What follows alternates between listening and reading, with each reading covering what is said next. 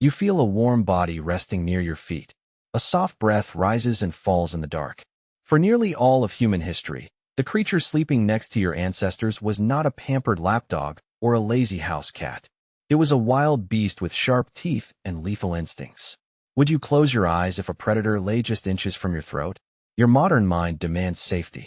Your ancestors demanded companionship. They reached across the deep evolutionary divide to find comfort in the cold night. They needed an ally in the dark. Why did they invite the wild inside? Look at the dirt. It is necessary to dig deep to find them. In the year 2004, a French archaeologist named Jean-Denis excavated a prehistoric grave on the Mediterranean island of Cyprus. He uncovered a human skeleton buried alongside a young wild cat. Why would someone bury a feline with such careful precision? The grave was ancient. It was 9,500 years old. This cat was an untamed ancestor of modern pets, brought to the island on a wooden boat by people who refused to leave their animals behind. They chose to transport this wild predator across the sea. Did they see a friend or a protector? This cat was not an isolated case. Humans have always sought these strange connections. Consider a second remarkable discovery made at a site called Bonn-Oberkassel in Germany. Archaeologists uncovered the remains of a young puppy buried with two humans. Who was this creature to them? The skeleton was very old. It was 14,000 years old. A team of researchers led by Luke Janssens analyzed the bones and made a heartbreaking discovery. This puppy had survived a severe case of canine distemper, a deadly viral infection. Why spend precious resources to keep a sick predator alive? The puppy was useless. It could not hunt or guard the camp. Yet the humans hand-fed it, kept it clean, and nursed it for weeks until it finally succumbed to its illness. They cared for it out of pure compassion. Can you imagine the bond they shared? Now look even further back. The year was 2011.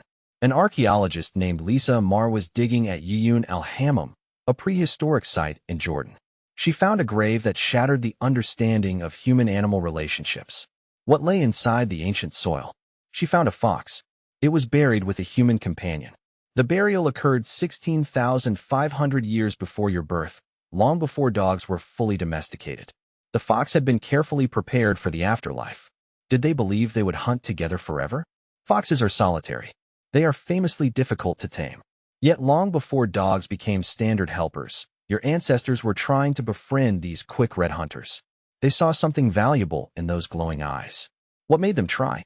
Now cross the ocean. Look at South America. In 2024, researcher Cynthia Abona studied a site in Patagonia, Argentina, called Canida Seca. She examined the bones of an extinct fox-like canid called Dicician avis. What did this strange animal reveal?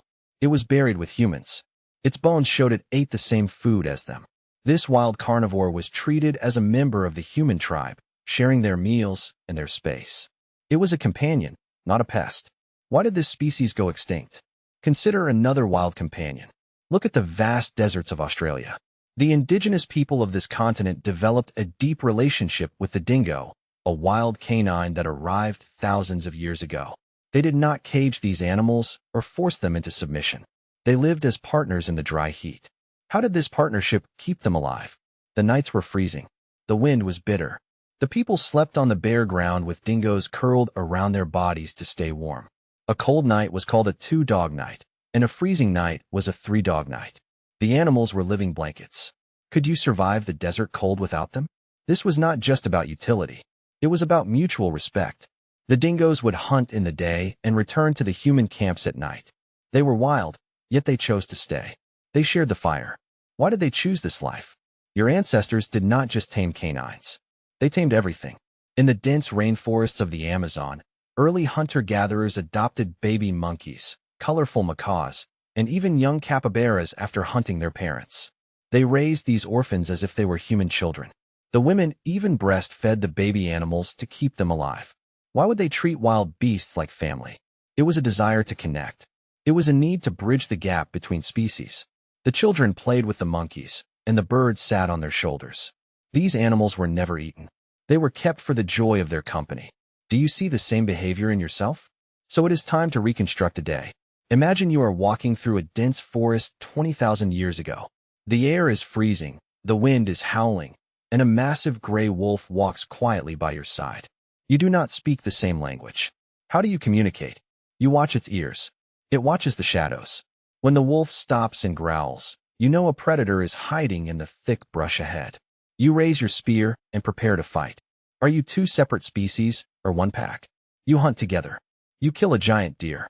You drag the carcass back to the campfire and share the rich, fatty meat. The wolf curls around your back as you sleep, acting as a living blanket. Who is the master here? This brings a shocking truth to light. Domestication was not a human victory. The animals may have chosen human camps first. They realized these camps were rich sources of scraps and easy warmth.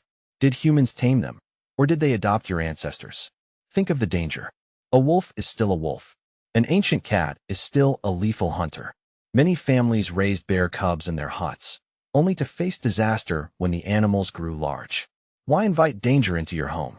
The answer lies in a shared loneliness. The wild world was silent and vast.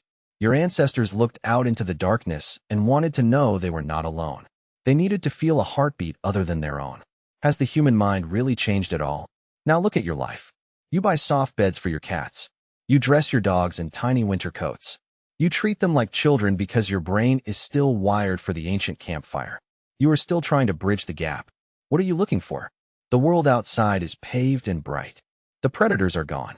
Yet you still feel the urge to keep a small piece of the wild close to you. It is a promise made thousands of generations ago. Can you hear the ancient echo? You sleep tonight in a warm room. You feel safe behind locked doors. At the end of a long day in the modern world, you close your eyes and prepare to dream. You feel a warm body resting near your feet.